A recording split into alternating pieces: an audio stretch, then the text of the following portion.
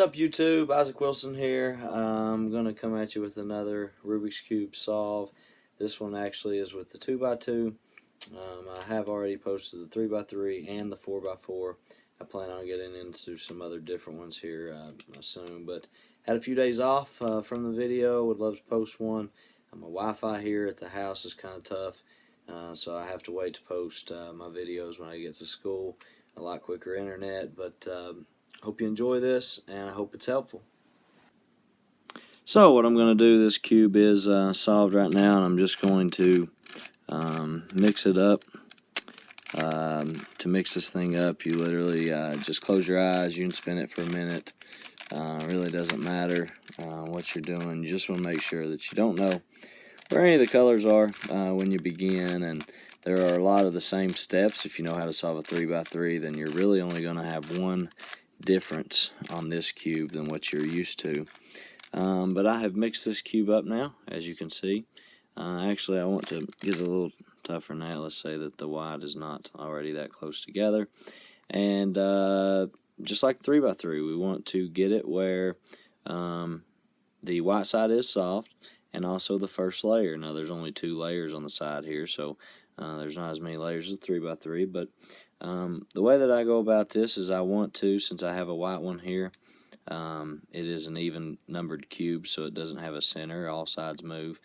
This white one has a blue that's attached to it, so I'm going to look for the other white piece that has a blue, and I have found it to be there. And what I want to do is I want to, if it is where it's at, I want to bump it down where it be on this bottom row. Because when it's on the bottom row, it'll make it very easy to pop up there and match up with this blue. So in order to do so, if it ever happens like this, you can turn it. You can bump this bottom one so that this will now be on the bottom, and you can bring this white piece back up. And what you've ultimately done is you've created it where this white has a blue that is connected with it, and I simply can take it up, and the white there will match up with the blue on the side as well, and then I just continue really that process until I get all the white. So this white, it needs an orange, one that has orange to go here, so I'll look for the other white one that has orange, and I have found it to be here. So I want to bring it around, and you see that orange there's on the bottom, and since I have no white here that would mess up, if I did have a white there, I would want to bump it out of the way, bring this up, and replace. But since I don't have a white there that will be affected, I can just simply bring this straight up. And you see that the orange is going to match with the orange, blues match with the blue, and I've got one more piece. It's actually already there. It's got green on the bottom. Here's the green it needs to match up with. This is the move I was talking about. I can't just bring it straight up, because if I bring it straight up, I lose the white that was already correct. So the best way that I show kids all the time is to move things out of the way so that you can put what you need in place. So you want to move these two since they are correct, get them out of the way, get them off of the row that will be moving, bring that up, and then bring back what you had in place, and you have green, red, blue, and orange, and the white side solved. So then you imagine that you are trying to solve for the yellow on the 3x3, if you know how to solve that.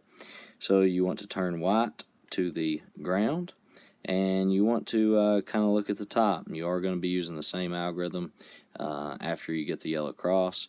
I will show it here as well. Anytime that I have 2 in a line like this, I face them away from me, and you do the algorithm where you take the right one away from you, you bump the top one once, clockwise, bring the right one back at you, bump the top one once again, take the right one away from you, and bump the top twice on that second time you take it away, and then bring the right side back down. You see that I still have the white and the first layer. And this is what I, in my 3x3 tutorial, I refer to as the fish. It's basically the same thing. You want to hold this one single yellow piece, hold it in your left thumb, and do the same algorithm I just showed. So take it away, right one clockwise, bring the right back to you, top clockwise, take the right one away. You want to go clockwise, clockwise, and bring it back down. Notice that I still have the same situation, so I'm just going to rotate the cube so that this yellow corner is in my left thumb again, and I'm going to do the same thing. So right away, top clockwise, right to me, clockwise, right away, clockwise, clockwise. And you see that now the yellow's solved, and I'm down to the last layer of this cube. Now, not always do you have a side that's solved, but more than likely you're going to have a side that is solved just like this. If so, you only have one algorithm left and you will have it solved. If there is not a side that is solved just like this orange side, if they all are not correct, then you will have to do what I'm about to show twice.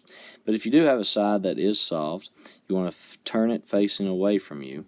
And the way that I explain this is it's always going to start with the right, and I think about it. My personal thought is I always say it starts with the counterclockwise. So the saying that I do in my head is I say the right side is a counterclockwise. That means the front is opposite of that, which would be clockwise. And then the right is counterclockwise again. And when you do that counterclockwise again, you want to bump the back face that's facing away from you. You want to spin it twice. Now that you did that, since you started the right side with a counter the last time, you actually want to do it with a clockwise. So I'm going to spin it clockwise. Now I turn the front face opposite of that, which would be counterclockwise. Turn the front face clockwise. Turn the back twice again. Turn the right face twice. And then you turn the back face twice to finish the algorithm. And then you just got to spin your top. And voila. Cube is solved. Again, it's very similar to the 3x3. That last step that I just did is the only difference in your knowledge of solving a 3x3 and being able to solve a 2x2. So hopefully this was helpful. Smash the thumbs up if you like this video. And if you have any suggestions to anything else that you may want, comment, and I'll look into creating you some content. Thanks.